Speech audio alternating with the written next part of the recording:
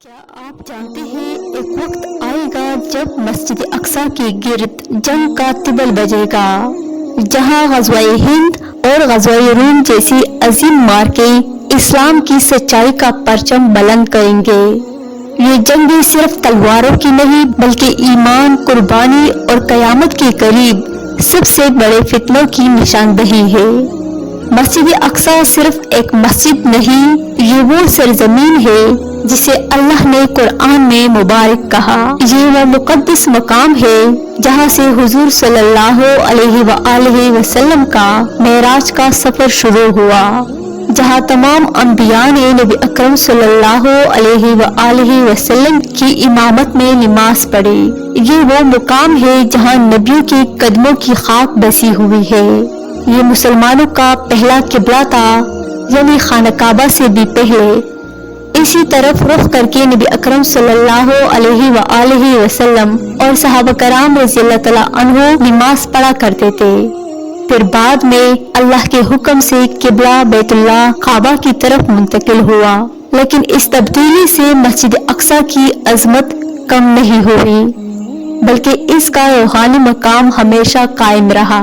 آج اسی مسجد اقصی کو ناپاک قدموں سے روندنے کی کوشش کی جا رہی ہے۔ یہ وہی مقام ہے جس پر آج یہودی ریاست قابض ہے، جہاں روز ظلم، آنسو، شہادتیں اور اذیتیں مسلمانوں کا مقدر بنی ہوئی ہے۔ محترم ناظرین، یہ بھی سن لیجئے، یہ صرف فلسطین کا مسئلہ نہیں، یہ امت مسلمہ کا مسئلہ ہے، کیونکہ مسجد اقصی صرف فلسطینیوں کی نہیں، ہم سب کی روحانی ماں ہے۔ مسجد اقصی وہ مقدس مقام ہے جسے قرآن مجید میں مبارک زمین کہا گیا۔ یہ وہ زمین ہے جہاں آخری عالمی جنگ کے آثار دکھائی دے رہی ہے۔ آج ہم دنیا میں جو کچھ دیکھ رہے ہیں، فلسطین پر مظالم، مسلمانوں کی نسل کشی اور مسجد اقصی کی بے حرمتی، یہ سب محض اتفاق نہیں بلکہ بڑی جنگ کی تیاریاں ہے۔ غزوہ روم ایک ایسی جنگ جسے بعض محدثین نے قیامت سے پہلے کی سب سے بڑی عالمی جنگ قرار دیا ہے۔ یہ وہ جنگ ہے جو مسلمانوں اور عیسائی مغربی دنیا کے درمیان ہوگی، جنہیں روایتی طور پر روم کہا گیا۔ روم کون ہے؟ آج کے دور میں روم کا اطلاق ان تمام طاقتور مغربی اقوام پر ہوتا ہے جو دجالی نظام کے علمبردار ہے، جیسے امریکہ، یورپ، نیٹو ممالک اور ان کے حلیف۔ حدیث کی روشنی میں نبی کریم صلی اللہ علیہ وآلہ وسلم نے فرمایا، تم رومیوں کے ساتھ صلح کرو گے، پھر وہ خیانت کریں گے اور 80 جھنڈوں کے ساتھ تم پر چڑھائی کریں گے۔ ہر جھنڈے کے ساتھ 12,000 فوجی ہوں گے اور مسلمانوں پر ایک زبردست حملہ کریں گے۔ یہ غزوہ محض تلواروں اور گولیوں کی لڑائی نہیں ہوگی، بلکہ یہ ایک روحانی معرکہ ہوگا، جہاں ایک طرف دجالی نظام، سرمایہ داری، الحاد اور فتنہ ہوگا، اور دوسری طرف ایمان، تقوی اور سچائی کے علمبردار ہوں گے۔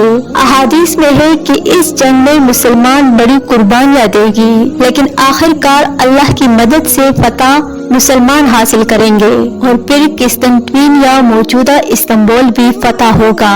اسی فتح کے بعد امام مہدی علیہ السلام کی قیادت مضبوط ہوگی، اور پھر اگلا مرحلہ ہوگا دجال کا ظہور اور حضرت عیسیٰ علیہ السلام کا نزول۔ یہ جنگی دراصل امام مہدی علیہ السلام کے ظہور کی زمین ہموار کرے گی۔ پھر وہ وقت آئے گا جب دجال دنیا میں فتنہ پھیلائے گا، اور اسی دوران عیسیٰ ابن مریم علیہ السلام کا نزول ہوگا، جو دجال کو قتل کریں گے اور دنیا میں عدل قائم کریں گے۔